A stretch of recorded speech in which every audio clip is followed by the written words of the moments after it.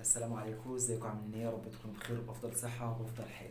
باذن الله هنتكلم النهارده عن ازاي نلم ماده الانجليزي خلال 10 ايام او اسبوعين بالكتير. باذن الله مش هيزيدوا عن اسبوعين. انا مش عايز اقول لك هما اكتر حاجه 10 ايام، بس خليني اقول لك اديني مهله اكتر واديك مهله اكتر.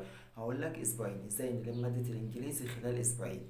بص يا سيدي، مبدئيا كده انا عايزك تركز معايا كويس قوي في الفيديو وتمشي على الخطوات اللي انا هقولها لك علشان تعرف فعلا تلم مادة الإنجليزي خلال أسبوعين بالظبط.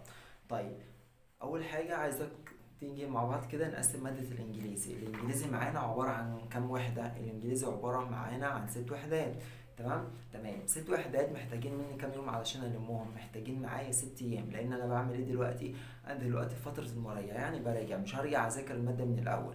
طيب نبدأ نراجع الوحدات دي ازاي؟ هتمشي زي ما انا بقول لك بالخطوات اللي انا هقولها لك. تمام، هنبدأ نقسمهم كده. تمام، اول حاجة هقول ان هما ماشي هقول ان هما 6 وحدات اهو.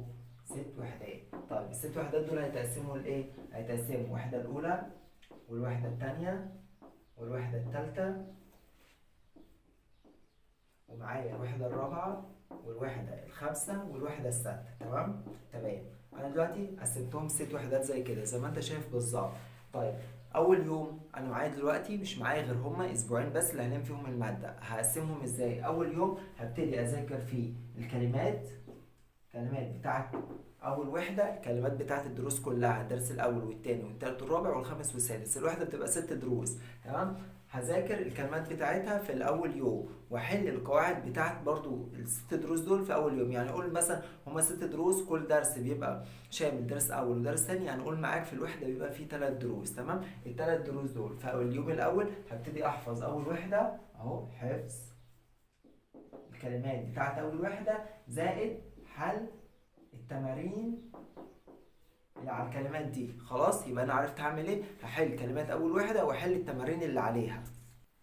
يبقى انا كده ايه اللي انا عملته في اليوم الاول؟ في اليوم الاول ذاكرت كلمات الوحده الاولى. تمام، حفظت الكلمات بتاعت الوحده الاولى اهو. الوحده الاولى حفظت الكلمات بتاعتها، زائد ان انا حليت التمارين اللي بتبقى على الكلمات بتاعت كل درس في الوحده الاولى، زائد معايا هذاكر القواعد بتاعت الوحدة الأولى كلها. تمام، وهحل التمارين اللي بتبقى عليها. تمام، هعمل ده كله في قد إيه؟ حفظ الكلمات بتاعت الوحدة الأولى زائد حل التمارين اللي عليها، ده كله مش هياخد مني 3 ساعات. تمام، 3 ساعات بالظبط، مش هيزيد عن كده. طيب بعد كده هعمل إيه؟ هحتاج كمان ساعتين. الساعتين دول هذاكر فيهم مذاكرة القواعد بتاعت الوحدة الأولى زائد حل التمارين اللي عليها. حرفيا مش هياخد معايا أكتر من ساعتين. وطيب بعد كده هعمل ايه؟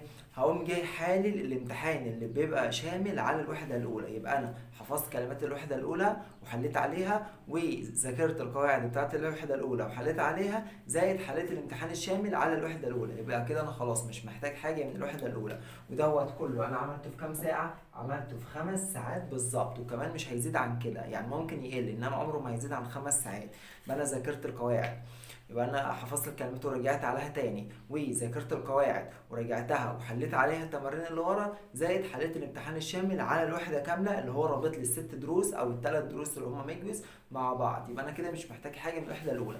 هكرر نفس الكلام اللي انا عملته مع الوحده الاولى هكرره مع الوحده الثانيه والوحده الثالثه والوحده الرابعه والوحده الخامسه والوحده السادسه. يبقى انا في 6 ايام لميت المنهج كامل. تمام. طيب انا يا سيدي قول مش هلحق احل الامتحان الشامل على كل الوحدات دي. طيب هاجي بقى في اليوم السابع هعمل ايه؟ في اليوم السابع هقوم ماسك في اليوم السابع حالل الامتحان الشامل على ال6 وحدات. يبقى في اليوم السابع هعمل ايه؟ هحل الامتحان الشامل على الكام وحدة؟ على ال6 وحدات. يبقى انا في اليوم السادس بحل الامتحان الشامل على ال6 وحدات. وانا كده يبقى انا خلاص، انا كده مش محتاج حاجه من الانجليزي تاني. ده انا كده فنشت الماده. طيب بقى كده ده بالنسبه لاول اسبوع. الاسبوع التاني هعمل فيه ايه؟ هتبتدي تحل تمارين عليه.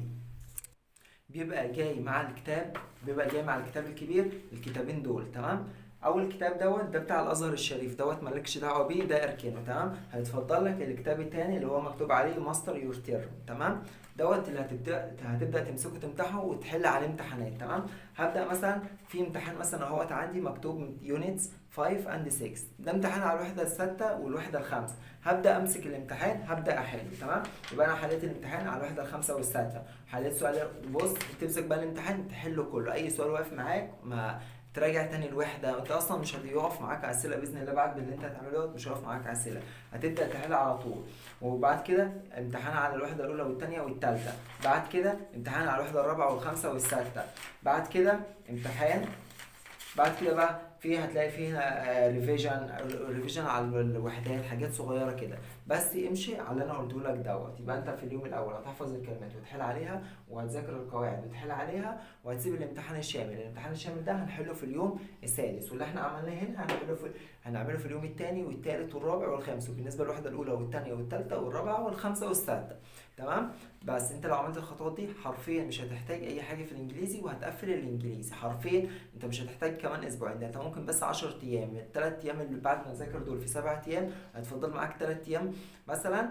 ونقول الثلاث ايام دول هتحل في كل يوم، هتحل لك 3 4 امتحانات، يبقى 3 ايام في 4 امتحانات يعني ب 12 امتحان. صباح الفل كده، انت مش محتاج اي حاجه من الانجليزي.